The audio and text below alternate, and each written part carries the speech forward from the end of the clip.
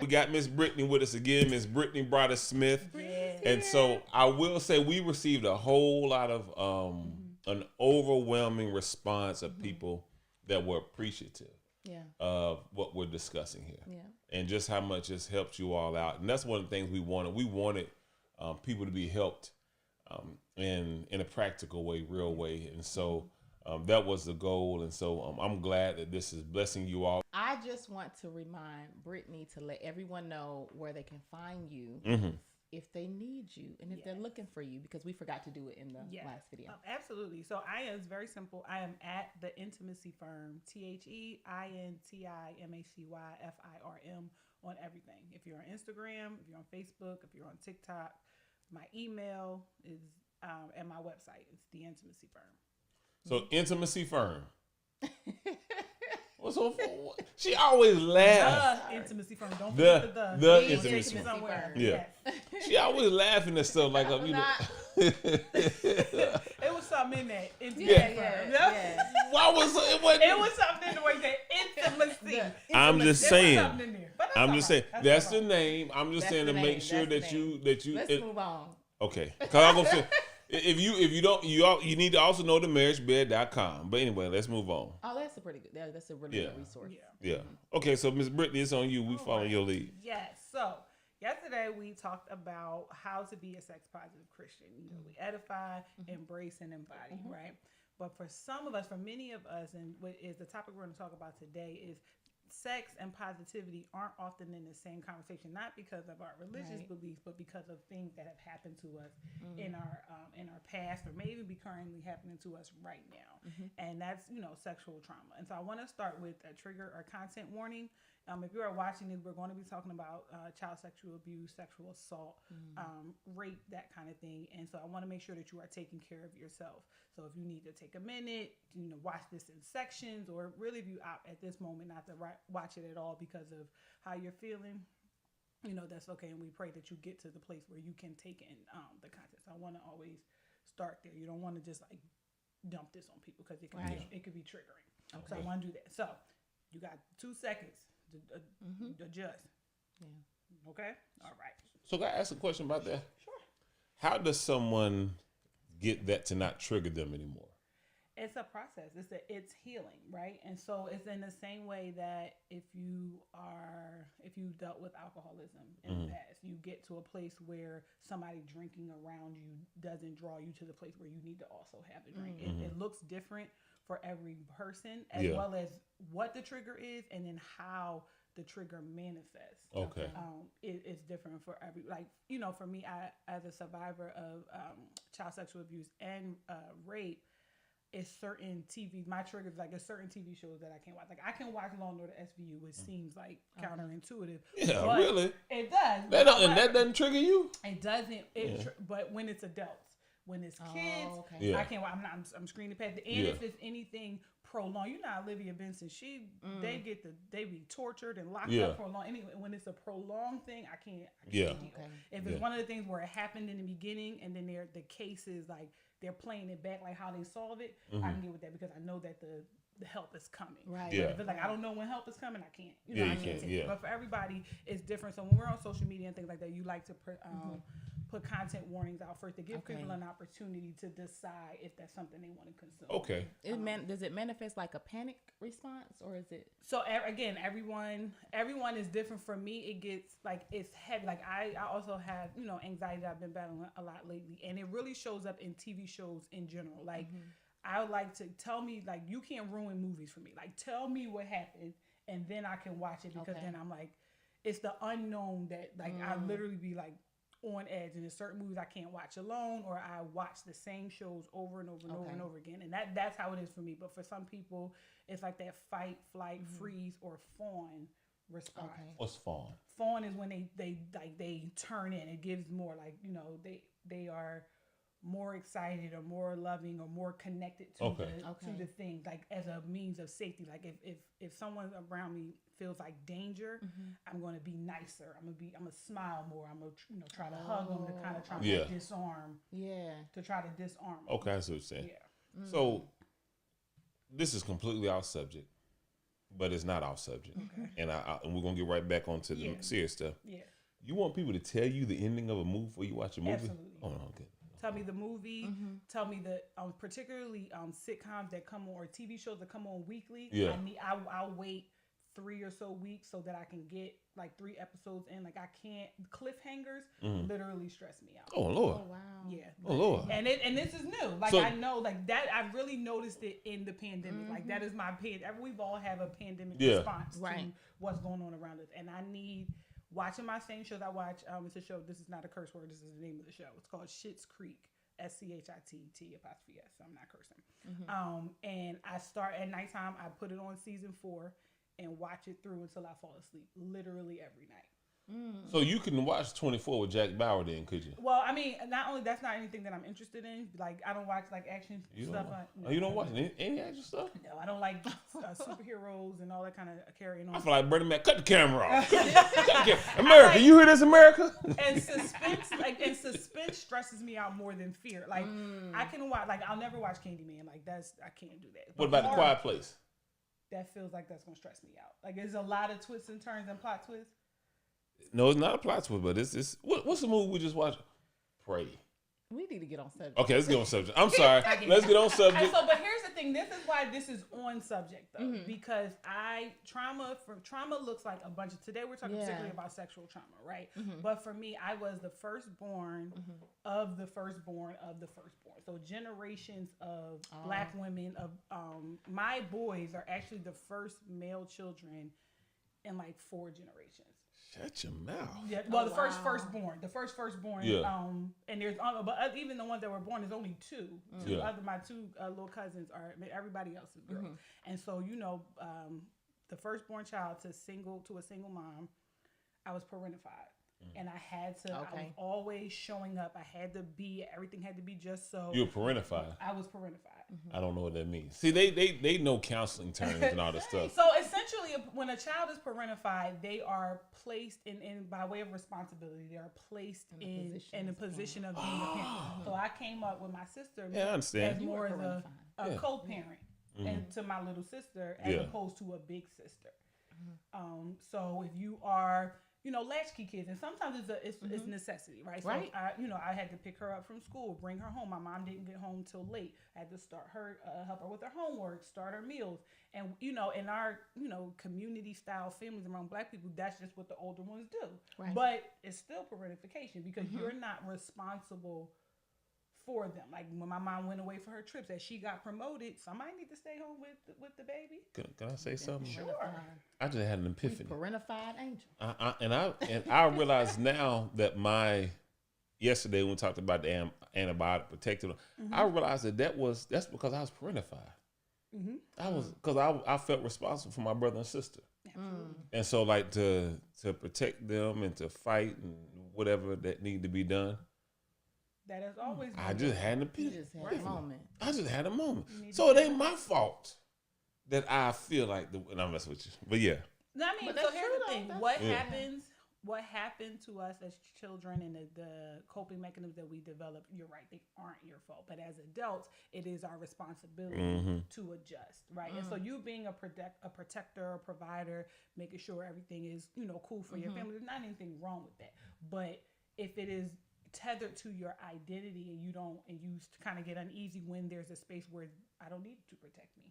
I don't need you. I just need you to listen. I don't need you to fix it. I just need you to be here. Well, now I do not listen well. Hey, look, ain't no use eating sugarcoating it. Definitely try to fix. I definitely try to fix, but Have I gotten better over the years? Yeah, you've gotten better. The struggle is to actively listen and not fix. Just listen. And actively listen and not fix. Listen to hear and not listen to respond. That's it. Just listen. Like if this story goes 25 different turns, I'm listening. Just turn with it. I'm just along for the ride. I might not never get to my destination, and I don't understand what it. But I'm along for the ride. But that safety that you've created, like we talked about the other day, intimacy, being seen, heard, and valued. Yeah, you hear me. You're listening to me. What I have to say is important to you because when you jump to fix, it makes whatever their issue is about you. Yeah. True that. And so and that's how it is connected to today, because those are trauma responses. And we have, again, Black people, people in general, the world is crazy. So we endure so much. Right. It's hard to connect the word trauma to regular, everyday occurrences, because we're used to big, splashy things that make the news.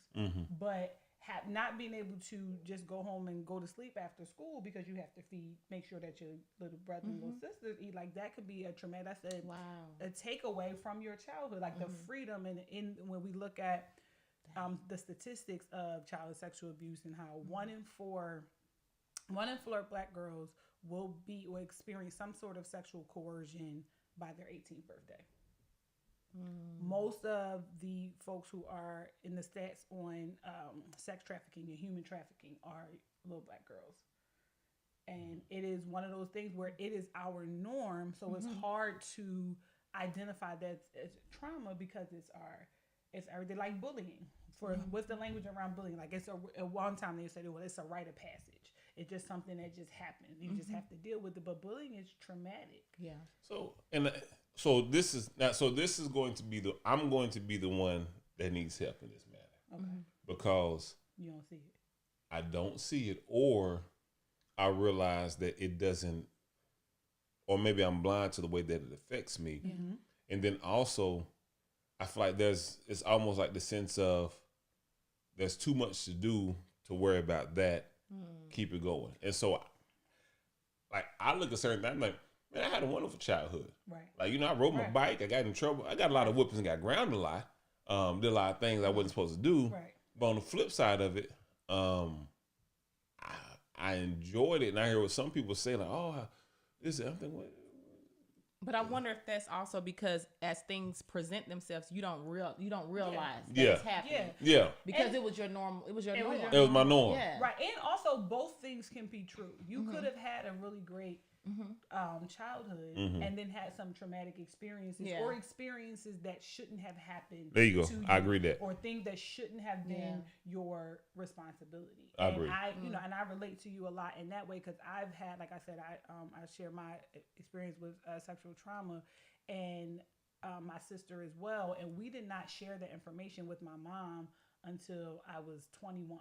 And this happened when I was 8 and 18, and then my sister when I think she was about 12. And we sat around the table after the person who assaulted my sister died. My sister didn't want to go to the funeral, and my mom couldn't understand why. And so it was like, okay, now we have to explain it, right? And so my trauma response in that case, when I'm raising my own boys, I am literally scared to death, and I ain't healed from it yet, that they're going to get 20, 21 and sit me down and tell me that something happened. So it creates this hypervigilance, right? Because we know what we went through, and we were strong enough to take it. We know these kids, we give them all that we can. Yeah. But because we gave them all that we can, they're a little soft. They're a little soft. Yeah, they're not really built. Where's the Wi-Fi? They're really, privilege has done a number, and we thank and praise God that they did not have the childhood that we had. They would have made it. But I think my oldest is 12, and I just, like, the week before I came here, like, wrapped my head around running to the corner store and leaving him home with my 8-year-old. And they're 12 and 8.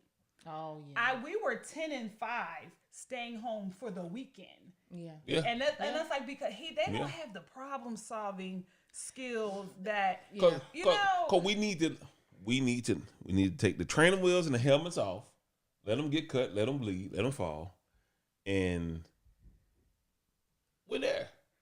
That's the part. I think that's the part. People don't, like, we like to throw the baby out with the bathwater. We want to leave them to fend for themselves. Like, it's once you turn 18, you got to get out the house, and I'm not paying for your school. You got to pay. Like, that's a privilege that our fairer skinned brothers and sisters, that's a privilege that they get that we don't get. The fact to have an intact home, an intact family, that if something doesn't go right, that you can come back to, that is a blessing. That or to have a house, right? To go into life with a house, right? Like with land, like I got friends that at the high school they had houses and land, right? So it's like if you don't have a mortgage, do you know how, or rent, do you know how freeing that is? Exactly. Right. And now my generation, they're buying they're having sweet 16s and buying them multi dwelling properties, like apartment buildings, putting apartment buildings and having them listed as employees, so they're building business credit, things that we didn't know. I ain't got that yet. Introducing them to stocks and things that we didn't know. So that's the great part about it. But trauma for us sometimes make us, like I've heard a lot of times, my boy's father used to say all the time, I want to give them the life that I didn't have. Right. And sometimes that unharnessed is also a trauma response, because then it becomes an indulgence, and you're trying to repair your wounded child through your children, where you really just need to heal that wounded child. And so for what we're talking about today, because this could be a separate conversation in itself, and this was really good so far. So I want to real quick just do a small activity. It's not a game. Okay. It's an activity. What was one key takeaway for you from yesterday? And then you can think about yours as well. Be quiet when I say this. I'm not gonna say a word. So, one of the key takeaways, when you were saying how in intimacy, sometimes when we're thinking things but don't say it, that could mean that there's how did you say it? Some may be a concern with vulnerability. Vulnerability. And I think that's a big thing in a lot of relationships, that vulnerability, and getting to the root of whatever that is would be very beneficial and helpful for a lot of people. Yeah. What about you, Pat? That was a big one. And I would say to that, creating an atmosphere where somebody can be vulnerable, because you're not constantly bombarding them with, you're not bombarding them with things. And so my thing is that trying to figure out a way to be, I'm just speaking in terms of me, less aggressive. Yeah, like in creating a space where there is that, where it's not a like when you said that about planning, so people can get their mind ready. It's not just like a whatever. That's good. Yeah. Good. Awesome. That was great. See, that was mild. That was And the fact that, sorry, I interrupted you, that Brittany was here and she's in my house. That's a big one too. That was really, that was a good part of yesterday. I love it. I had my stomach. I was making noise and wanted to talk too. That was mild. Like, just a little check-in. Yeah. And so here's the thing, like, just as a point to consider when in marriage, right? Sometimes you can do those weather reports, like when you got a lot going on and you don't know what to say. You can just ask, like, what's your check in with your partner? Like that. What's your weather report for the day? I'm sunny, cloudy with a chance of meatballs, or whatever it is. So that way I like that weather report. It's raining men. Oh my God. It better be raining one in particular. She talking about raining men. Right. You're right. Well, but then you know how to all the weather songs, and we know. Melodies. There's a storm out. Yeah. I want to go outside. But that's a way that you can check in. I know we were talking about the other day about questions that you can ask and ways to kind of like you said, create that space of safety. And it's, sometimes we feel like you don't ever listen to me. You don't care what I got going on. So those regular check-ins, like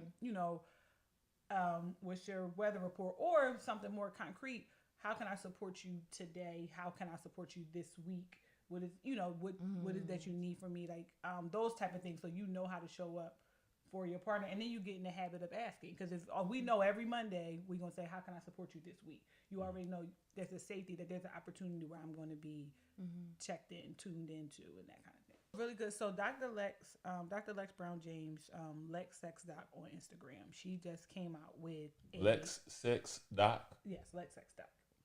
LEXXSEXDOC. Okay. Lex Sex Doc. But her name is Dr. Lex Brown James. She is a relationship therapist, clinician, the first Black president of ASEC, which is our governing body, but that's neither here nor there. She just came out with a conversation deck for those relational check-ins.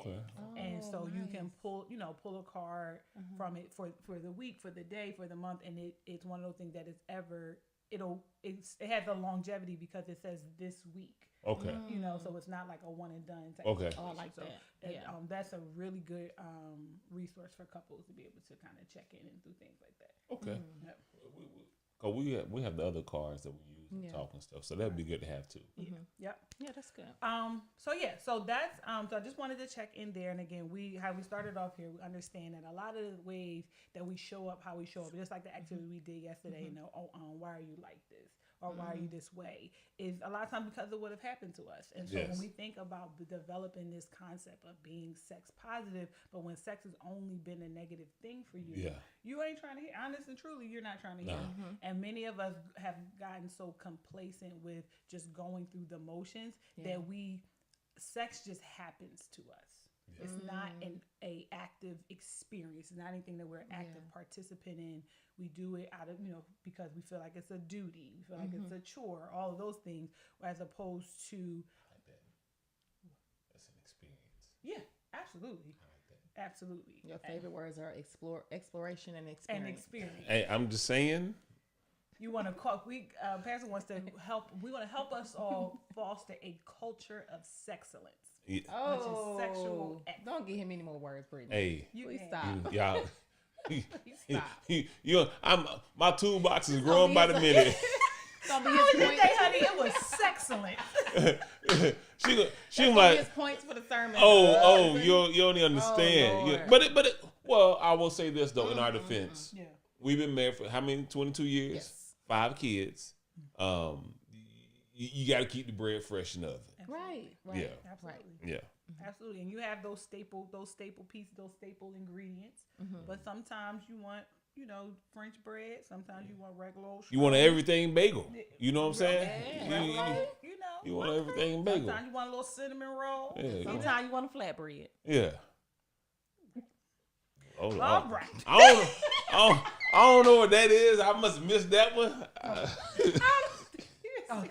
So, all right. Now, I want to have a conversation. So for this one, I want to talk. I want to say like you and speak directly to this particular group of people. If you have experienced child sexual abuse or rape, sexual assault, sexual coercion, any of those things, I want to first affirm that we see you. Right. We believe you, because for a lot of people, that's the primary issue. We've had experiences with things happen to us as a child, and we told our parents, and they didn't believe us, or they made it like it was our fault. And one of the things, like again, that Dr. Lex says, there is no child fast enough to attract an adult who is not attracted to children. And so it's today, what are the two not so simple things that we're going to talk about to address sexual trauma, address pleasure after trauma, is how do we affirm the survivors while at the same time addressing the system, right? And so for those who are survivors, I want you to give yourself permission to first things first, name what happened, right? As I said, I am a survivor of rape, and it was 2 years after my assault that I was even able to recognize it as such. I did not know the full scope of consent, which is what we'll get into that in a little bit. And I didn't know that because what was requested of me was not what happened. And then when we understand, we feel like no means no, right? And so I said no and did all the things, but then because I'm a foreigner, and when I get scared, that's how I'm a foreigner, I began to fawn. And so I thought like, okay, I let it happen. And it wasn't until later where I learned about what sexual assault really was, what consent was, that I was like, oh shoot, I was raped. And I had a similar mindset to you. I'm like, SVU was a show for a reason. This happens to people every day. And I couldn't really, it was painful, but I'm like, also I have a midterm tomorrow, so I can't really wallow in this. I have to study. And so for many of us who are moving in that same way, because the thought of sitting in that said, I'm a survivor of rape. I've been raped or assaulted or molested or whatever. That's pain in and of itself. That's traumatic in and of itself. So I want you to give yourself permission to name the thing, right? We say, bad terminology leads to bad theology. In the same way, naming things matter. So if you can't name it, you can't heal it. Yeah. Right? Yeah. So give yourself permission to do that. Next, I want you to give yourself permission to heal from what happened by untethering your identity to that thing. Yes, you are a survivor, but you are not what happened to you. And shame tells us that lie, and it conflates who we are with what we've experienced. And it's not the same thing. You are someone who has experienced rape or sexual assault, but that's not who you are as in your identity, right?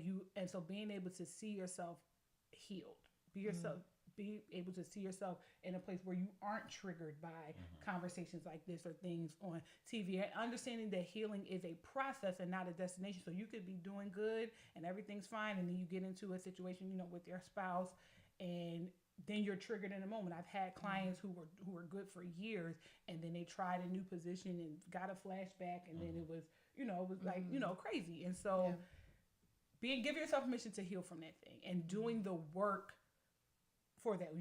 Black people, we don't really like therapy that much. That's true. And so, but giving yourself permission to heal means I'm going to do the work. I'm going to go to the therapist. I'm going to have the conversation. That sometimes that may be a matter of confronting the perpetrator. Sometimes it's not. It's recognizing that you may never get an apology. That's the hardest thing to forgive, right? Is when forgive people who aren't sorry. Yeah. Right? So, and this is for me. This is for me to help understand, because I am in a position where I am responsible for people's souls. Yeah. But I lack that part of allowing, I don't feel like a victim.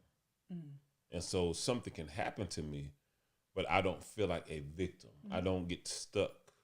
Or even if whatever, I don't like feel like, oh, well, this happened to me, that means I can't ever do X, Y, and Z, or A, B, and C. Right. And so me personally, as a pastor, I have a hard time empathizing or sympathizing with people who are stuck in something that just can't get past it. Right. And so I don't know, and you're real good at it though.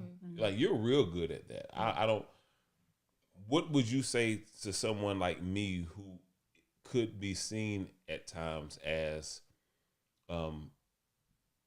indifferent, not caring, or unsympathetic, but that's really not how I am. It's just the mindset of, like, I'm not going to let this one thing, I'm not a victim.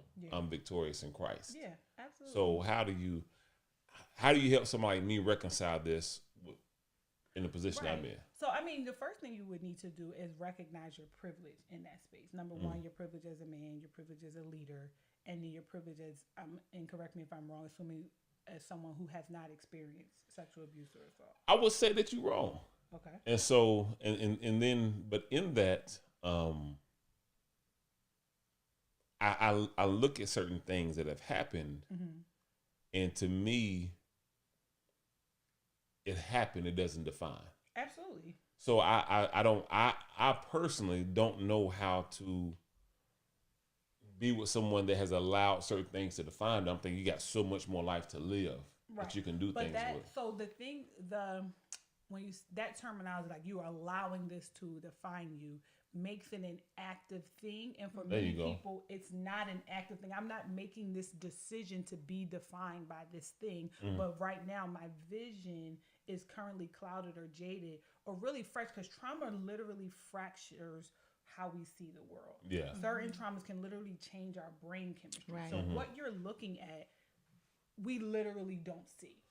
Right. And so that makes sense. And that's why I say there's a place of prison, because you've had the opportunity to heal, or it may be a space where you're still dealing with whatever your experiences are, but your coping is different. Yeah. So allow space for the diversity of in processing. Yeah. Right. And then also recognize that you may not be the one to lead the survivors group. Oh, I'm not the one leading. I am definitely. I am not the one.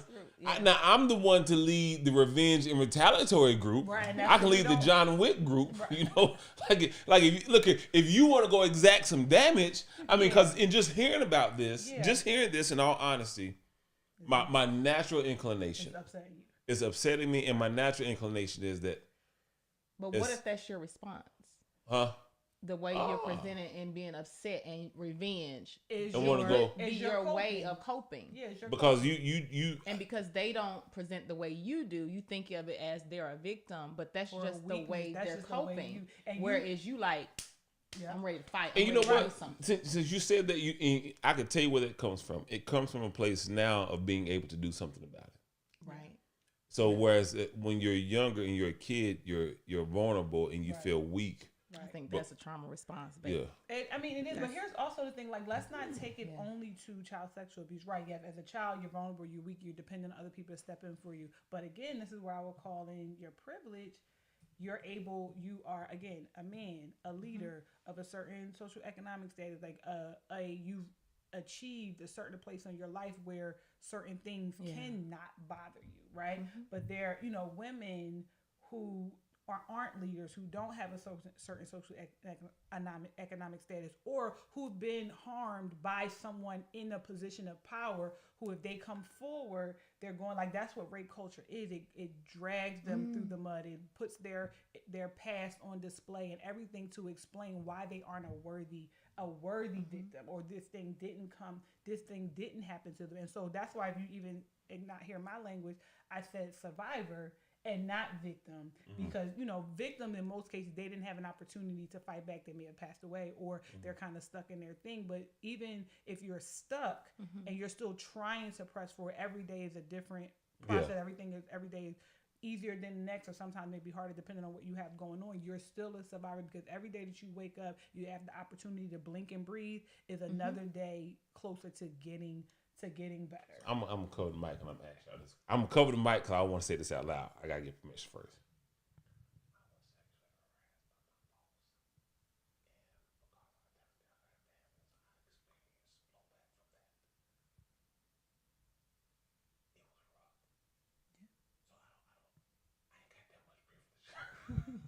Right, but so here's the thing, like, I think you're so not hearing. I'm hearing it. I'm hearing it. So privilege, though, means, like, just in systemically, there's a way that you navigate the world, and there's access that you have that most people don't. that Certain people don't have. people don't have. Yeah. So there's, like, and it's a comparative. So you have more privilege in the world than me as a man, and I'm a woman.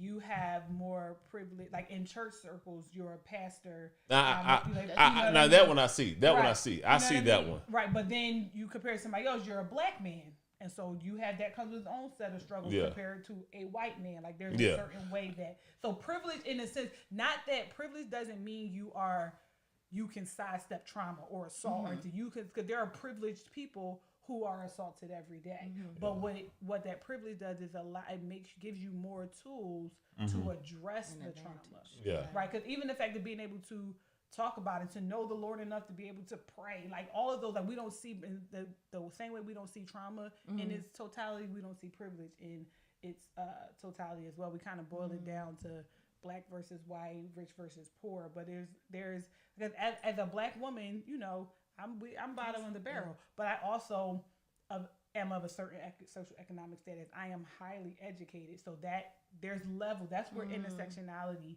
is. It's those connecting oppressions. And so when you talk about the connecting oppressions, you also have to hold space for the connecting privileges as well. Like I said, it took me years to find out, like, I was actually assaulted, but I was at a place where I had a mom. I had health insurance where I didn't go to therapy, but I could have if I wanted to.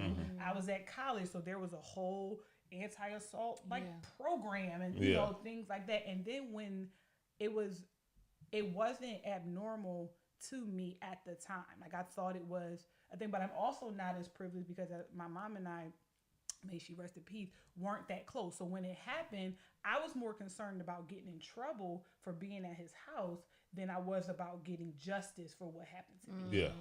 And so I didn't have that privilege of a relationship with my mom to be able to say, "Mom, this thing happened to me." I was like, "Oh no, she can't find out.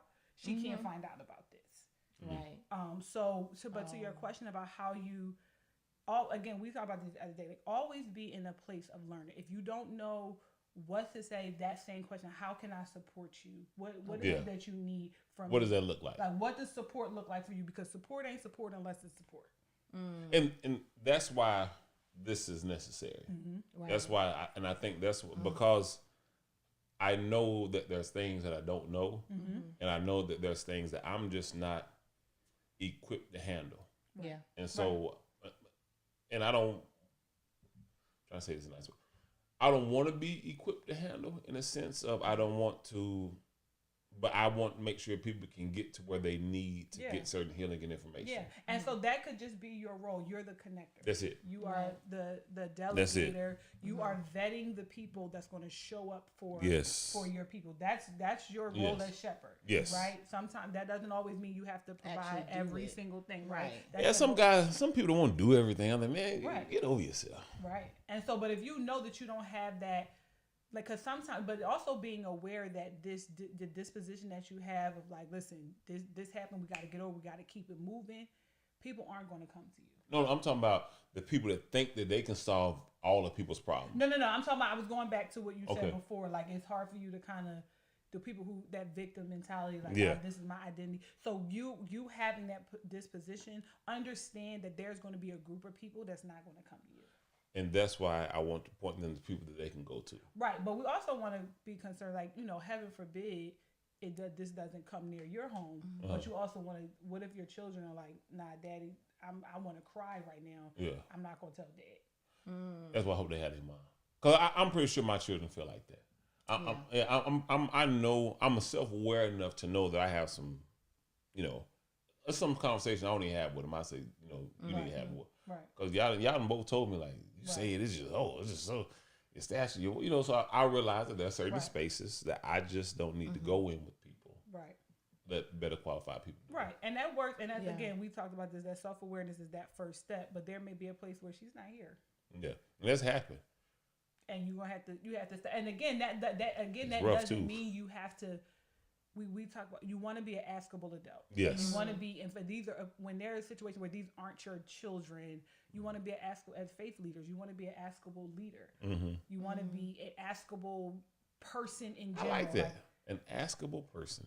Yeah. So that I can come askable to you. Leader. And askable leader. And we want to be, also be mindful, even in your self-awareness of what you feel like you don't have the disposition to do. Also be mindful of the jokes you make, and I'm not saying you do them, I'm just like in general, like for people watching, the jokes you make, sometimes like for people who, the one who just got 30 years for all of his crimes for, messing with young black girls. So we don't need to say y'all know who he is.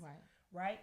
We still step. She just made a joke. I didn't make a joke. I was just I was giving a little y'all understand who he is, but know who he is. If you are still stepping in the name of love at the cookout, the people you are teaching the people around you whether you are a safe place in as much as what you say is what you don't say, what you enjoy, what you laugh at, all of that says whether if something happens to me.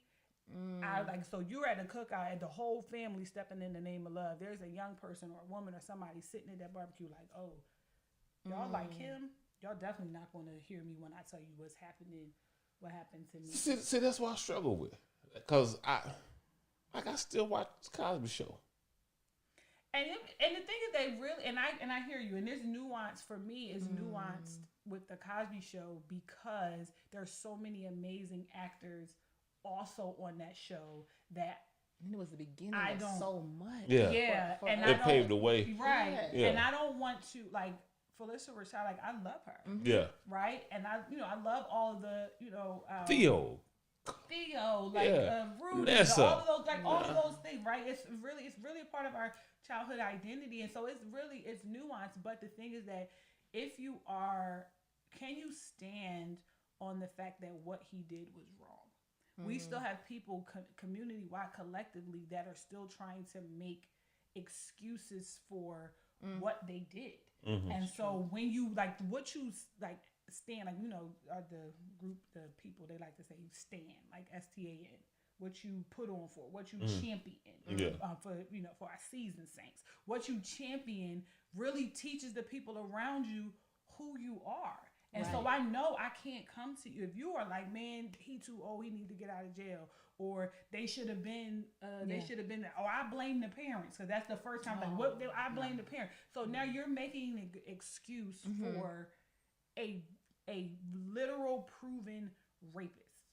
And so I'm not going to come to you to tell you that you were raped. That I was raped, or worse than that, I'm uncomfortable. There's a person around me that's regular that I have to engage with that I'm uncomfortable or I'm not sure about the thing. Like sometimes like you're not going to be a good sounding board for people in that way. So it's just things that we think are harmless. Yeah. Like little things like, oh, they should have came forward. Why they wait all this time to come forward? The coming forward is a process for everybody that is not the same because So when you sensitive.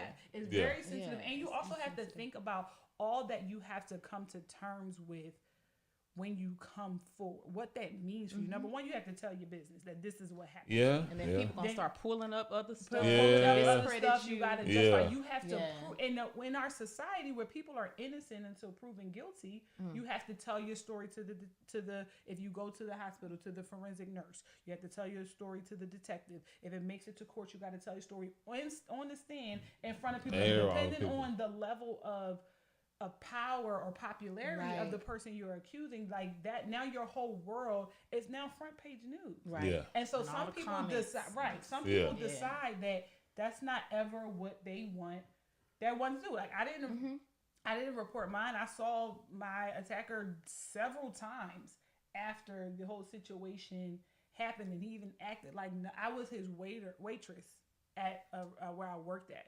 I didn't serve him, but I walked up and I head down. I'm like, "Welcome to such and such restaurant." I could.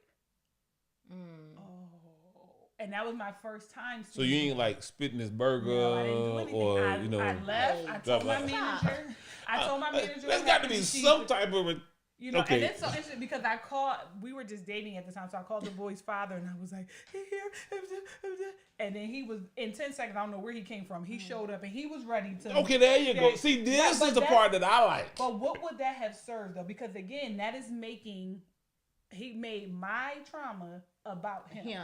He felt like he needed to do something. He needed to show up in a way, and all I wanted him to do was take me away from that place. That's cool. That that's it. So that's what we want to healing from what happens. And we got into how we address the system a little bit. But for people who are watching, who have been survivors, who experienced it, or if you're in a place where you just are unsure. Like something just doesn't feel right about the way they're looking at you. The questions that they're asked, the off-color jokes that, because, and there's not like, some people feel like because it's not the knockout, drag out, SVU level rape or assault that it doesn't count. Like that, the quid pro quo things in sexual harassment in your job, in your workplace and all that, where you feel like you have to, and even like the good old boys, like that kind of conversation when they making inappropriate off-color jokes in your space about women. All of that is and it's things that we have normalized so often when the barbershop, and we call it barbershop talk, we call it locker room talk, that makes it okay. It's not okay.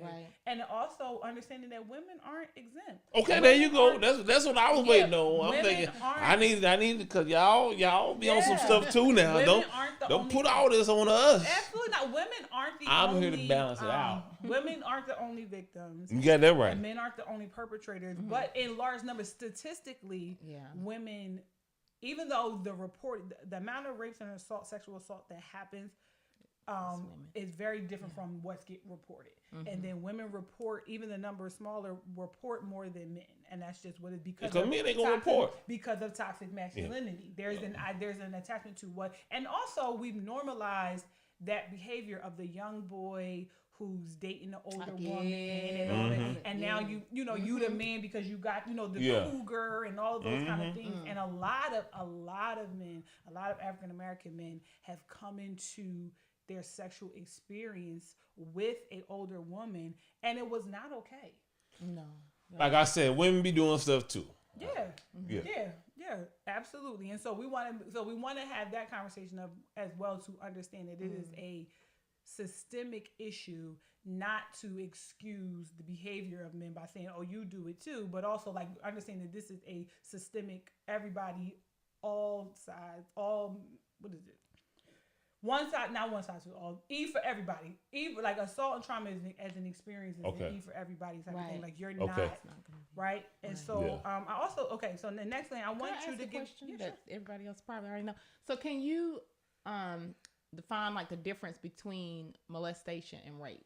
What is the difference? So molestation is often is oftentimes relegated to younger people, like if you are, fondled or felt on in a certain way, it really is like the nuances are really minor. Okay. Whereas rape is like sex without consent. Okay. Okay. Yeah, and so it really, a lot of times the difference between molestation and rape has a lot to do with the law and like what counts as sexual assault. But the umbrella term is, sexual assault, whereas incest is the specificity of with a family member. Okay. Okay. Yeah. Okay.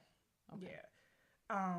So also for those who have had this experience, I want you to also give yourself permission to feel pleasure, right? Trauma has robbed us or can rob people of not only their desire for pleasure, but the actual capacity to feel it. That's why today's session is called That Wasn't Sex. Yeah. Right? Because what we see, what happened to us, we see it as sex. And so to think about sex in another way, it's like absolutely not. But there is no such thing as non-consensual sex. There is sex and then there's assault. Yeah. That makes sense. If there was no consent, then it wasn't sex.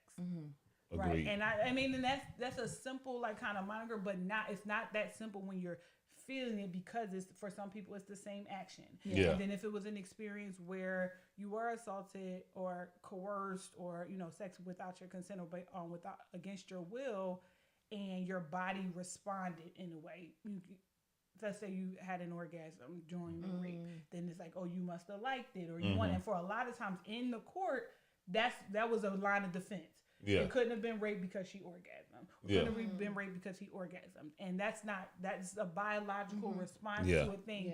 There's no difference in it in that moment. But I want you to be able to move to a place where you look at what's happening with your spouse as the gift, as beauty, as all the things, as that pleasure and the partnership building, all the things we talked about yesterday, and seeing it as a good thing, and recognizing those moments where it doesn't feel good, and being able, one of my other colleagues, sexologist Shamira, she says, use your mouth, right? Being able to use your mouth to speak up for what you want, what you don't want, and then, but also lean into asking for more as much as you say you want for things to stop. Like when you are in a trauma response or you're healing from trauma, you're always on guard.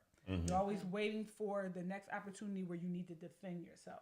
But mindfulness and being in a moment where you are creating a culture of pleasure, where you're leading into pleasure as your birthright and asking for things that actually make you feel good, as opposed to spending as much of your time defending against what doesn't feel good. Okay. And it really is it's a mindset shift for many people. Like, if you think about in a relationship, what makes you happy is not the same thing as what doesn't make you mad. And when you're trying to engage with your partner, like, I don't want to upset her. Let me go do this because I don't feel like hearing her mouth. Or let me go do this because I don't want to make her mad. It's very different from, I'm going to do this because I know she'll like this. I'm going to put gas in her car because I know she's going to like this.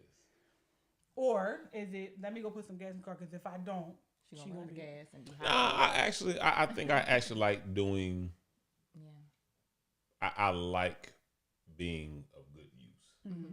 So of being able to do things, it don't bother me. But so you like it, so that's about you. What is the motivation? Is it because you like to be of use, or is it because she enjoys this thing? My response. It's the response. So if I know the response is still about you. What's the motivation? Is the motivation is to motivate. If it's going to make her happy or put her in a good place, then that's it. Because I believe that as Christians, we're called to serve. Yeah. And people do it on their jobs. We do it for our sports. It'd be people. You live in Philadelphia. Yeah. It's going in December, November. It's going to be cold. There are going to be guys out there with no t-shirts, drinking beer, having a good time for a team that don't even care. And so my thing is, why not put that type of, if you have somebody that's with you, put that type of energy into them versus, like we said on Sunday, spreading your waters in the street. Absolutely. Like, so. And we also just take that same mindset and turn it inward. Like, as you are trying to heal and you're trying to look at your life untethered from this thing, pour in like internally. Like, what is it? And take that moment to sit and learn yourself all over again. Like, if it wasn't child sex abuse, if it's a newer assault or experience, because there are things that happen, every day. Like, sometimes you feel like your body betrayed you, especially if you did have that orgasm, or it's like I can't separate from this because this is the literal crime scene. I'm walking, or I can't move myself from the attack because I'm walking around with it. Everywhere I go, I'm reminded of what happened, every feeling that I have, and so that's where therapy is extremely helpful. And then also lean into what, again, I can't say it enough, lean into what makes you feel good. We don't often get, especially as believers, we get, kind of taught that like that indulgence and feeling good and pleasure is feeding the flesh and all of those kind of things. But we have to look at a place where living our best life doesn't have to mean sin. Right. Feeling good doesn't have to mean sin. Exactly. Right. Why are so many Christians stick in the muds? But that's because I try to think it comes from a good place because we want to be right. We have made an idol out of certainty. And so if I know that I know that I know, and I'm on, they say narrow is the way. That's Bible, right? Holiness and is so, still right. okay, all of those things, like if I go too far to the left or the right, I'm going to hell.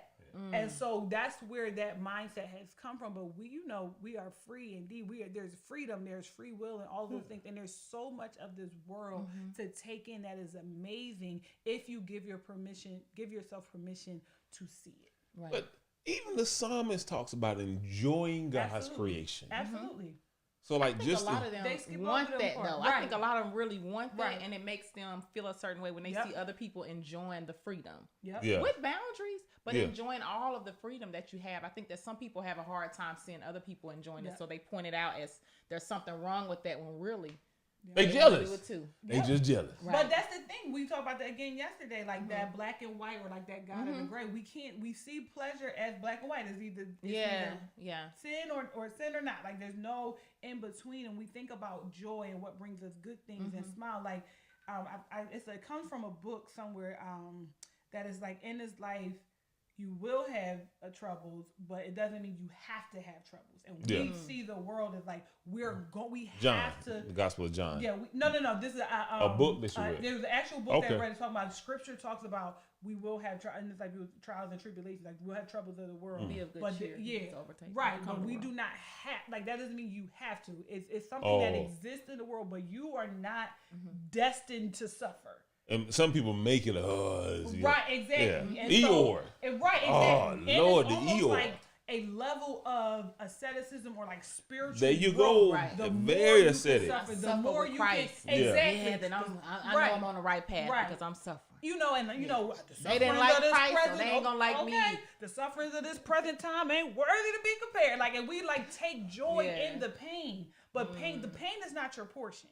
And so for those of you who are watching, I want you to know, if you don't take anything else from that, take that pain is not your portion. And pleasure as a birthright, whether you are married or single or not, the works of the Lord's hand take beauty in every, and then we don't have to make it complicated. It doesn't have to cost money. It doesn't have to take a long time. It doesn't have to make it to social media. It could just be it could be a good book. It could be just sitting and watching the sunrise. It could be taking a walk. It could be sipping some tea, whatever it is that makes you feel good. Learn your body all over again, because trauma, like, we don't know this body. I don't recognize this body. I don't understand what it is. I'm upset with this body. For people who are young people who experience abuse, because they're shapely, right? They have hips and things like that. They begin to literally become bitter and like detest their bodies because they feel like that's what made them attractive to their hips and their backside. That's why I was assaulted, because I'm built like this. And so then that's the last part, giving yourself permission, like, honestly, and this is where it get a little dicey, and the pastor might shut me, he gonna close all this down. It's okay to be upset with God. Yeah. He can handle it. This is what I'm saying. He's not, God ain't that simple, okay? And simple in the euphemistic way, like he ain't goofy like that, right? He understands that more than he's not fragile, he also has feelings. Yes. And God has feelings, so we are allowed to have them as well. Like, you feel like, why we asked that question, why do bad things happen to good people? And so it's like, God, I didn't do anything wrong. Why did I deserve this? Like, when my first experience with sexual assault, I was 8 years old. It was my babysitter. And I recognized, and it was, again, one of those other issues that tethers us to the thing that I didn't have any friends. And so participating in those activities with her was my way to earn a friend. She was my friend. And so if I had to do what I had to do to her, to me, somebody was going to talk to me, be nice to me, play jacks with me, because that jacks is what I love to do as a child, but then by all means. Yeah. And that's why, we kind of have to lay aside that good touch, bad touch conversation to really safe touch, unsafe touch, because sometimes bad touches feel good. Yeah. And so it could that creates a whole nother issue. It does. Yeah. And so we don't see it as a problem. We don't know to tell anybody because it felt good. But see, for me, I always had like, before I got saved, I don't know what God is doing with it, but I've always had like this internal, like, that my still small voice was always very, very loud. And I always had this internal, like, just moral compass, like, this don't feel right. This ain't right. This didn't feel right. Something about this. So I knew it was something, but it did not move me to, I had to weigh the pros and cons. Do I want to say something because this don't feel right? Or do I want to lose my only friend? And at 8 years old, and so that's how grooming works. Oh. Right? That's how grooming works, because you look, and this is where we're moving into now to addressing the system. Grooming works because they find children who feel like they can fill a void. They can present like they'll fill a void for children. Right. They'll buy them stuff. They'll tell them give them compliments or take them places. They expose them to a world that they never had. And when they don't have askable adults in their life, they don't have anywhere to turn to. And they're like, if I tell, then I'm not gonna get my ice cream on Friday. I'm gonna lose If all I this tell, good he's stuff. not gonna I don't want to get him in trouble. And even we think the stuff like, I'm gonna kill your parents, like those kind of things. We think that only happens in TV, but that happens in real life, which is why young people who are taught accurate body parts are less likely to be victim or experience sexual abuse than those who don't. Because if they know how to name their body parts accurately, and they say it, then that tells the perpetrator there's likely somebody in their space that they can tell. Somebody is protecting them if they're learning that thing. They're also a more credible, in the event that something did happen, they're a more credible witness. Yeah. Okay. They get on the stand and say, he touched my vulva, or she touched my penis, or he touched my penis, as opposed to he was playing in my cookie jar. Yeah. And a defense attorney could that's really true. tear, like, know, we know what that means. Yeah. But this defense attorney could tear that apart. And so when we have to really shift our understanding of innocence. Right. Because I've heard people say they don't need to know vulva or penis yet. That's too much. That's too old for them. But there is age appropriate sex education across the lifespan, cradle to grave. Agreed. And so if you could do head, shoulders, knees, and toes, go on and do penis, vulva while you at it. Are there any resources out there that you know off the top of your head that they could go to and get to have for their kids, like to teach them absolutely. books or anything? So if you are a TikTok mom, that's okay, like me. Then like Sex, I can't recommend her enough. She does shame-free sex positive parenting, and she speaks a lot about having those conversations, navigating touch, navigating doctor's appointment, what autonomy in our young people look like. For example, she speaks very clearly about consent for young people. She asks her children before she posts them on social media. They are, they're allowed to walk around nude. She's had the great conversation about the difference between privacy and secrecy. And we talked yesterday, where there's secrecy, there's risk taking. But where there is no privacy, there's more secrecy, and then thus the risk taking. Black families, you don't close no doors in my house. That kind of thing. So we get real good. And I'm gonna say that sin, but this, keep it in the context of what we're talking about. We get real good at sinning in plain sight.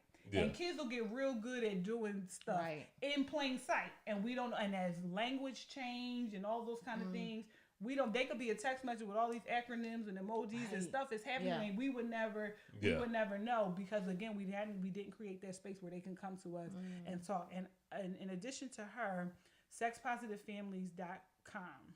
It might be .org, so try both. But Sex Positive Families, Melissa Pinter Carnegie, she is a licensed social worker. Her whole entire platform is Sex Positive Talk, or raising sexually healthy children. Now, neither of them are overtly Christian, but then that's where it's our responsibility to filter our values through. But she, right now, if you go to that website, you can download a Sex Positive Talks across the lifespan, like age appropriate conversations to have, so you can know if they ask certain questions, if they do certain behaviors, like when, like, playing with themselves are normal and those kind of things, like, so that you're not like, oh my God, like I struggled as a social worker. I did a lot of work with sex abuse.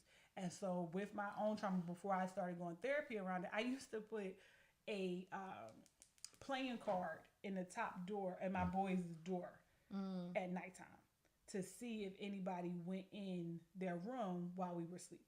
Whether they came out the room, you know, we had my husband's nieces living with us at the time. Like, was anybody going in their room besides me? And I would wait, and I wouldn't put it up there till everybody in the house was asleep. And I put it up there. It was, and I really was, and it was. I had to have a tough conversation with him. I was like, "You ain't concerned?" He was like, "No."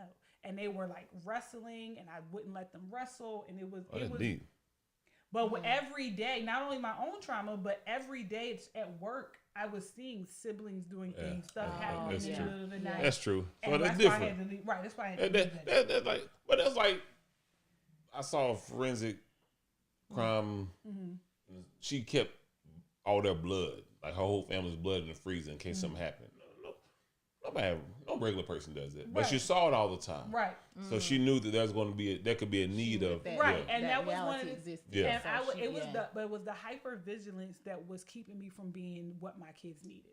Okay. Hypervigilant. Nobody needs you to be hypervigilant. They need you to protect. But I got to the place where I was policing them, and then creating an environment where they were unsure about how to engage with each other as brothers, and that was a problem. That was a problem, and I knew that it got to a place where it was really bad. My 4-year-old, he was walking at 7 months, and so he's always been ahead of the curve. Yeah, and he wanted to go to a slumber party for the kids at her school, and you know we don't do that. You don't go. No, I don't know them folk.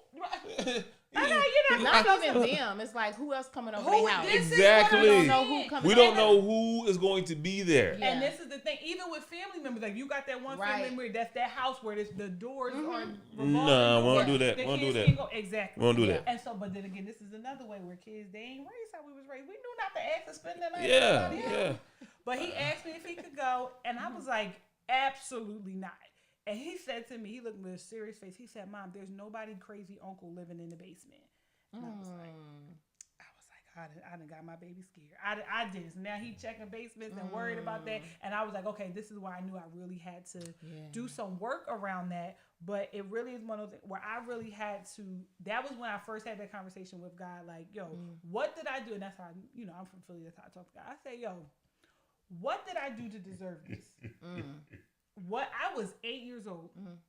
What did I do to deserve this? I was 18. I was braiding hair. I thought you meant as an adult. Talking about as a kid, you said it? No. I said it as an adult. What did I do to, why was this my lot in life? And I began to think about other moments in my life where, with, my mom's partners and things like that weren't flat out assault, but were terribly inappropriate. Like certain looks, certain jokes and comments. And I'm like, what about me, Lord? How am I? The first question was, what am I doing to welcome this? And then when I was able to put that aside, why did you give me this lot? Yeah. And I know your grace is sufficient, but let me deal with something else. Yeah. And this was before the intimacy firm. Yeah. And so I see now, this is why. So when he spoke to me in 2016 and said this is what he wanted me to do, that I had to hang up my dream team, Johnny Cochran dreams to do this, I said, okay, I know that this is why. Because I know what I went through so that I can speak to and be to a little black girl what I didn't have. I know that my sex was one of the primary issues in my first marriage. Why did I have to deal with that? Because of this. Things I go through with my children. Why? So that I can speak to and pour into. We are tried where we're called to. And so that's what it is. And so I want us to as we get ready to close. Okay. Yeah. I want us to talk about how we can address the system, and we address the system that upholds things will make this okay. Like in the world, people are still asking, what does she have on? Or she's asking for it, and how we kind of we take that. We don't want to be our stumbling block thing. We take that to the extreme, because there's people who are tying their shoestrings together because they want to stumble. And whatever that it doesn't matter. I could have a trash bag on, and it would be, inappropriate. Or people who want to serve in places and recognizing that the leader has a lot of responsibility in not in stopping the harm from happening, because people are going to do what they're going to do, but creating an environment that where it happens, it's called out. People are coming forward. People know, and the other people around them know that this is not okay. We're not going to make excuses for them. We're not going to find ways to let them go out the back door so they don't. We know that this is zero tolerance. So that's how we push back against toxic masculinity. And this is not a church only thing, right? The church is a microcosm of the whole society. Toxic masculinity, rape, yes. I will say something before I forget. Please know God well enough to be able to take those things to him. In hearing you talk, one of the things I think that we miss in church is that God can handle it. Like and wants to. There are books, Habakkuk, Job, David, the Psalms. There's so many instances in the Bible where people, even disciples, when they were on the boat and they were in a storm, and they said, "Man, don't you care that we're perishing?" I feel for people who feel as though that they can't go to God with their stuff, and they got to keep it from him. And I think sometimes we as Christians, I didn't grow up in the church, and so I don't have a lot of hang-ups that some people have. I feel bad for people who feel as though I can't be open and honest with God. Because I don't see how you can make it over what you've gone through. And granted, you might need to go get counseling and stuff like that, but at least you got to be able to just get somewhere where you can just talk to God about it and just let him know, And I feel for people who don't have that freedom or don't know that's available, that you can actually take it to the Lord in prayer. And it's not just to bless my food or, now lay me down to sleep. It's like the serious stuff, because like you said, just said, sometimes those things are to provide us wisdom. And what happens to us is happening for us so that we can encourage someone else and bring them over. So I just pray that you know God like that. Right. That Absolutely. You can go to him. And sometimes they have to unlearn, like, because How I to go to did. God. Right. And who God is, his character, because if you've been raised, especially in some churches where God is like out to get you. Okay. You mess up, he gonna get you. He just waiting. He just waiting for you to mess up, and he gonna get you. If you sin, he done with you. And I think sometimes that makes it really difficult to see God as this one who loves you so much that he wants you to be well. He wants you to be whole, and you get used to seeing him as just somebody who's ready to get you when you mess up.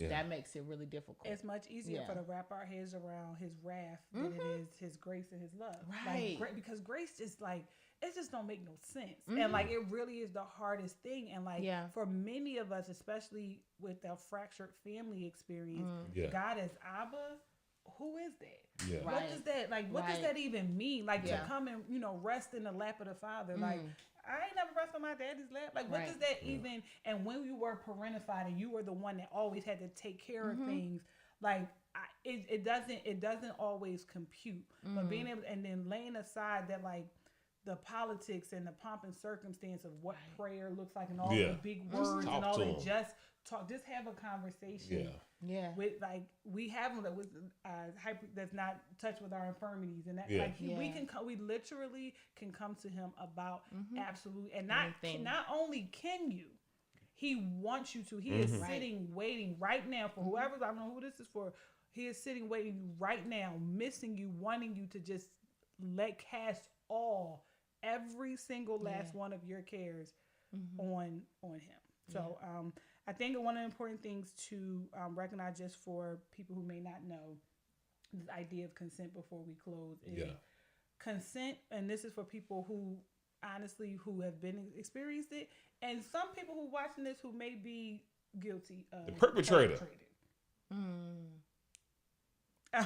So till you do right by me, everything you think. Okay, so consent is a healthy way to remember what consent is, because we've heard all our lives, no mean no, right? But no, consent is not the absence of no.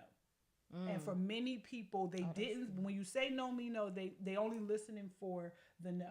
But that really puts out a lot of people who, if you are fight, flight, if you are fight, flight, or freeze. If you're a freezer, You may not have the voice to say no. You may not have the language just in your, like, you may use sign language or something. Like, you may not have the voice, literally have the voice to speak, or you may be in a place where based on the circumstance you can't be heard because of the noise or whatever.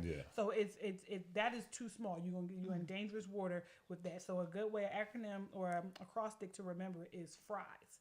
Everybody loves fries. FRIES. Chick-fil-A. Right. No, they nasty. You said they nasty? I don't eat no waffle fries. Oh no, I don't eat no Cutting the fries. camera off America. No, we're having this Now I conversation. can't separate everything you just said from them. Serious moment. Okay.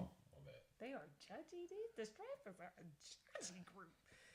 Everybody loves fries, right? Consent is F, freely given, Okay.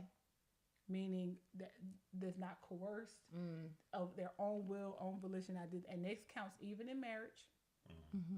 Freely given, reversible. I was okay that's with what I was it. gonna say.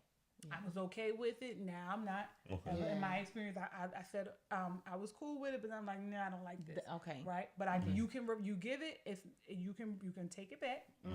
It is informed. I know what's going on, and that was one of my.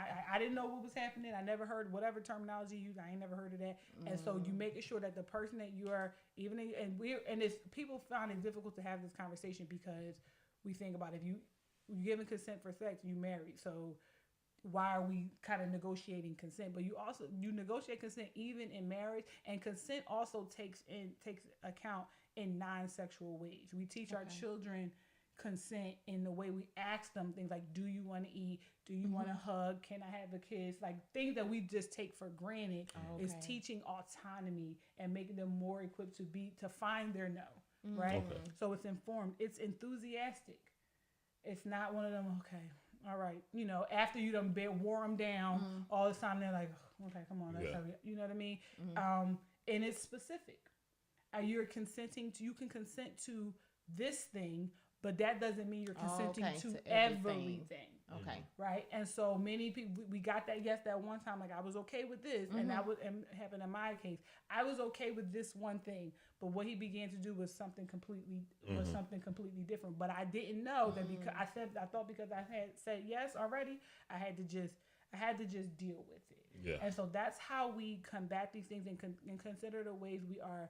When we talk about, again, creating that culture, like we learned yesterday, our believers' inclination to this thing is when we little stuff like I said, when you are getting ready to embrace your children, asking them, okay, can I have a hug? Do you want a hug? Can I have a kiss? Instead of just give me a hug. taking it right, exactly, Yeah. giving them an opportunity to say yes when they're going to the doctor's appointment. If there's nothing if it's not medically necessary and they're not comfortable with the provider touching them, don't let them be touched. This may seem old school, but go sit on Uncle So-and-so's lap or go do the...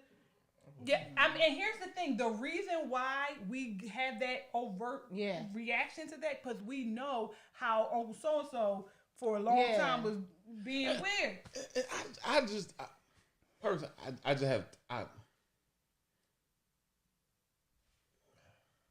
It makes me feel uncomfortable when little kids come up to me to hug me. For that reason. And I think of it, and for me personally, I think of it in the sense of... Not your kids. No, not my kids, but other kids. From a protective Yeah, because I wouldn't want my... perceived. Yeah, and I don't want my children going to go hug strange people. But why? But you're a pastor. Why are you strange? Well, but let's just be honest. Okay. That doesn't really mean anything. I'm a trusted person, but I realize that for that child, I'm thinking, somebody should say, no, baby, don't do that. Or, and I get it. Right. It goes both ways. I get it. But then that's where policing comes in, because the world is such that it is that you at all times, you don't want to let your good be evil. Yeah, exactly. You want to stand in a place. And so but then that's also keeping that boundary is a tightrope, right? Because you keep that boundary because it's important and necessary in the time, in the Me Too movement. You got to be very clear on what's going on, right? Yeah.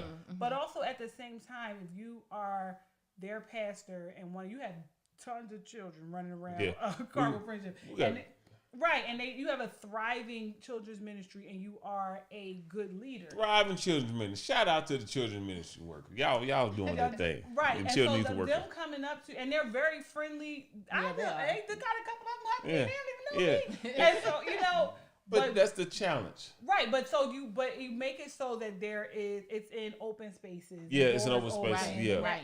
Kind of thing, so that there is no opportunity. But then you also continue to show yourself as good and create those, like it's one of those things that, and this is why we're addressing the system. Some of those things are just embedded in the psyche of who we are, but it is okay for, like, we all struggle with, some of us may struggle with the thought of a man working at a daycare, because we don't often see it. Like, why do you want to work at a daycare? See, why not though? You sure ain't changing no diapers, right? And that's just as bad. There we go. But that's just as bad. The actual assault itself is terrible. But we also do harm in the way we pigeonhole certain people. Mm-hmm. Like, black men can't be kindergarten, like the kindergarten teachers, or why do you want to work at a daycare? And that's what I feel.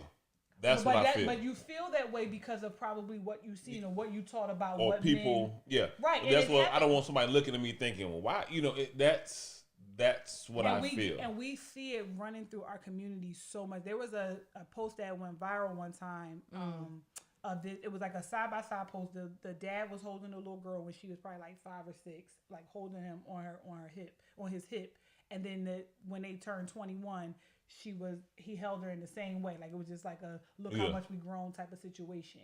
And it was like, look where his hand is. Yeah. Oh my God, look at his face. He been waiting to do that his whole life. Mm-hmm. And we are so broken. His dad, it's the daughter. But that's the thing. On the picture, it was clear that was his child. Mm-hmm. But we are, and somebody literally said, look at that smirk. He's been waiting to do that her whole life. Now that person, that says more about that person and their issues than it does about, and I can say this. I know I'm black, and I know, but this is how some people have hijacked certain things and turned it into something bad.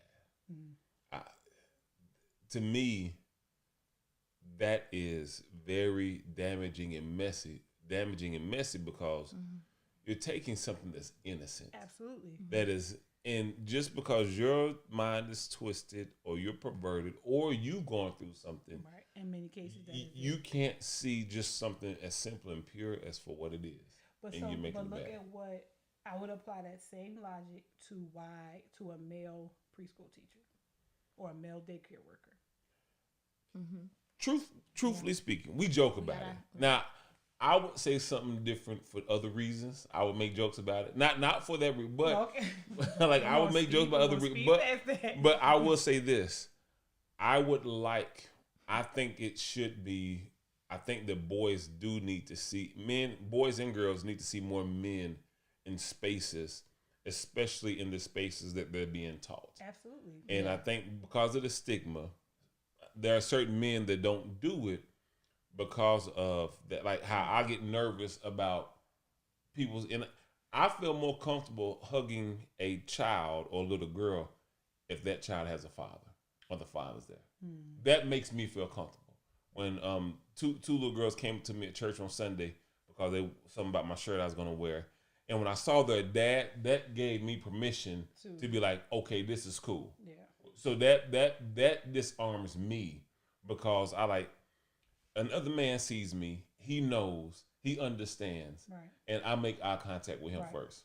But see, the thing that also limits your influence to young people with dads. It does. And you have young people who are raised by single parents or single moms who need to see a father figure because, like you said, they need to see black men in spaces where they are being taught, but also where they are just being where black men are just being joyous and joyful and jovial and not so serious. Like a preschool teacher is on the floor rolling around, clapping and singing and all that. And we don't often see representation of our men in that way. That's also, true. And that same with that picture, like emotional closeness and vulnerability, even in parenthood, like hugging, kissing, being able to love each other. And like we struggle, like when we see a dad Like Will Smith when he bathing their kissed his kids or son kissing them in in the the mouth and mouth. I all was of like, we get so Yeah. because of all the things that that's that is us. our stuff. Right. I ain't gonna kiss Eli D. Man in the mouth. Like, I mean, and you have, and so the thing is that you have your reasons. They ain't gonna but kiss you in the mouth. They probably won't. But that's the thing. You have your reasons for it, and that's fine. Yeah. But then if we become into issue when we begin to project Yeah. what we Our won't stuff do, on and them. there's something going on or wrong, and just it's love, and that's why we're so fractured. Even in our romantic experience, because in our adult experience, because we cannot see, we are so sexual motivation is so tethered to human engagement. When we are literally inclined, touch hunger or skin hunger or touch hunger, they're interchangeable, is a biological need to be touched from birth. So us not being touched and give me my personal space, all of that's learned behavior. When babies are young or in the NICU and they have that skin to skin contact, we've seen babies studies show that they feel them. Or you got a sick baby, you done fed them, you done changed them, they just whining for no reason. You do that skin to skin and it helps them settle. It literally settles our nervous system, and which is why this pandemic has been so hard for people, because we've not been able to touch. For many people, when churches were closed down, church on Sunday was with that high five your neighbor or hug your friend or the hug from the nurses. Like that's the only touch that people were getting. Now for 2.5 years, we have been in isolation, not getting our touch hunger met, which then confuses people where they now know that if I have sex, I'll get touched. Yeah. And so now in this world where I'm horny is more socially acceptable than I'm lonely, then I'm gonna do what I gotta do. I want companionship, but I'm gonna go ahead and have sex because that way I'll get hugged, I'll get loved, I'll at least get a compliment. The and vulnerability to say I just need a hug. Exactly, because you won't do that. We can't. We were created in community. Yeah, I don't get that. You don't get what? It's more acceptable to say I'm horny than I am lonely. than I'm lonely. I don't get that. So if you say I'm horny, and then it's like a lexicon now, like, oh, the struggle is real. Like, ooh, child, I'm holding on to God's unchanging. Like it's a regular conversation to be single and struggling with arousal and desire and wanting to have sex, and sex like we talked about, sex is all over. That sex is a regular normal conversation. But the vulnerability to say I'm lonely, I need a hug. Yeah, I'm tired of being in this house by myself. That's not, because if you say I'm lonely, you needy, all kinds of other negative connotations come. Well, they don't know their Bible, because the Lord said it's not good for men. Yeah, right. But here's the thing: it's not alone and lonely are two different things. Right? Alone is you can be in a house full of people and be alone. Look, leave me alone. alone. Right. You can be married and be lonely, and you can be single and not lonely. Yeah. Right. And so, but when you if you say I'm lonely because that's an emotional state, then people begin to look at or cast judgment on you. Right. And Are you lonely, babe? Are you lonely? No. Okay. Make sure. Sometimes I need to be lonely. Sometimes a lot of times she won't be. A lot of times she won't be left alone. Left alone, right? She wants, and I go to check on her, babe. Not right now. And she didn't even put a thing on her door that says I'm praying. And y'all peeked one time. She don't be praying. She don't want to be bothered. You know what? Sometimes I leave it up.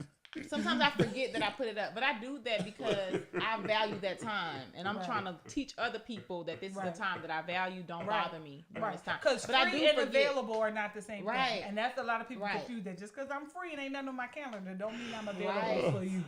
Right. I don't know what a free calendar look like. We were talking. It made me think about. I used to watch. It was Iyanla. Iyanla Fix My Life. It wasn't Fix My Life. It was another. The Starting Over House. Starting Over House. See, I be listening to I her. used to see her. Sometimes women would come, grown women, and there was a certain part when, she was talking to them that sometimes they would sit in her lap, and the grown would be like a child, and she would just hold them or rock them. She's done it on Fix My Life too. And that just made me think about like how we have that sometimes where we just need to be touched, and she could see that in them. And it's almost like they would become like a child. Yeah. And it's like relearning how good touch can be without any type of motivator. Because even for people whose love language is physical touch, if the only time they're getting touched is when there's some type of sexual expression, they feel depleted.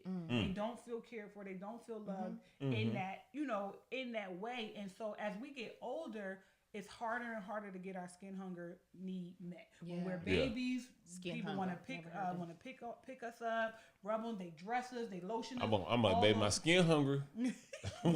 Look, y'all understand now. There's something that's going in the file cabinet. But when you skin hungry though, that's not. You for got- It's not sexual sex. motivation. It's You not gonna for use sex. that out of context. No, it's not. It's not always for sex. Skin hunger is arguably Yeah. not You ever just for need sex. that. Yeah. It could be two things happening at one time. Like you could be horny and having the skin hunger. Just skin To hungry. be cuddle. You just want Right, to you be want to cuddled. be cuddled. But even that, right? To say as a man, I just want to be cuddled. Y'all don't often get permission to want that. Y'all don't get often permission to be the little spoon. Who said so? Who said that? Y'all don't. That's not a common. That's what toxic masculinity says. Yeah. You all you don't want to be. You're not thinking about just yourself. We're Yeah. talking about in general. men The in general. expectation is that Yeah. anytime men there in is general are not gonna say, "I want to cuddle." So if you can't tell your wife you want to cuddle and you want to be the little spoon, something wrong.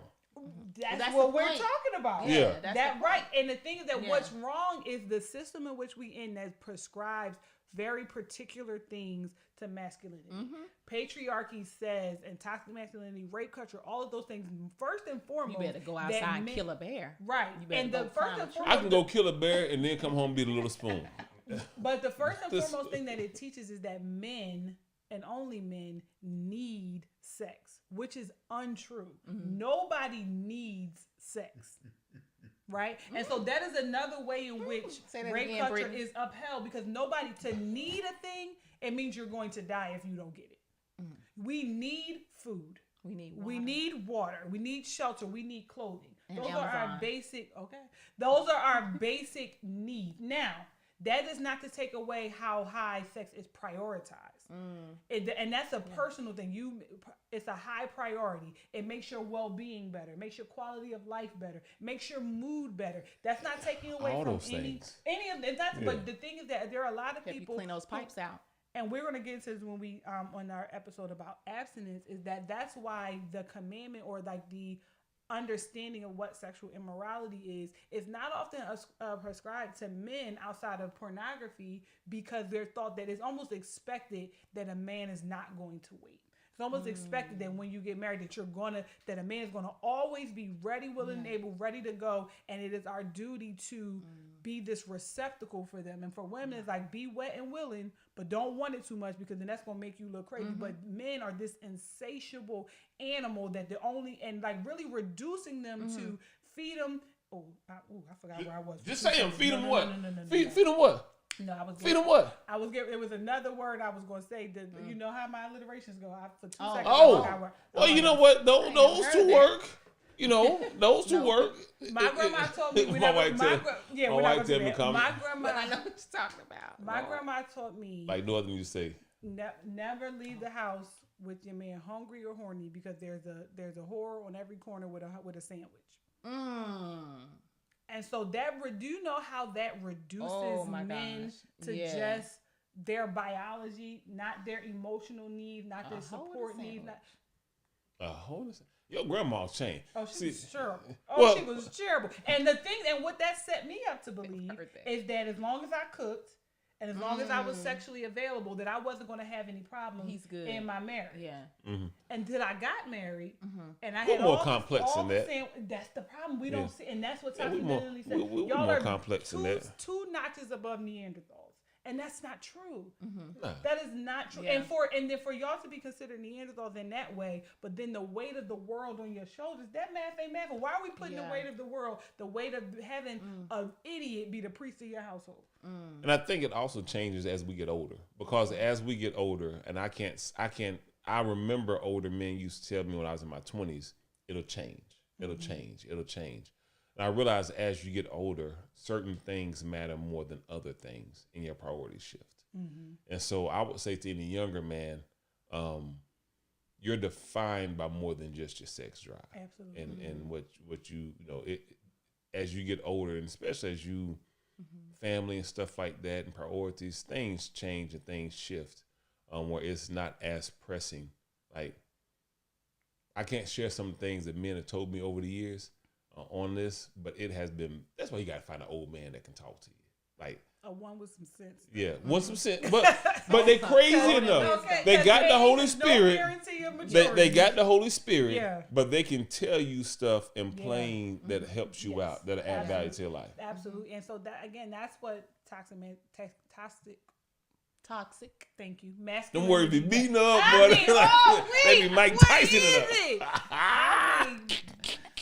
Toxic masculinity teaches us those things. It reduces men. It pigeonholes women. It's all of the things that keeps us from being able to have that sex positive view or heal from the trauma that we experience. Because that's all of those things uphold the system that made that assault, that rape, that molestation possible. So. Right. Oh yeah. So we're gonna wrap this one up. Yeah. We want to say anything, babe, before we get out of here? Man, I've learned quite a bit. I'm good. I have too.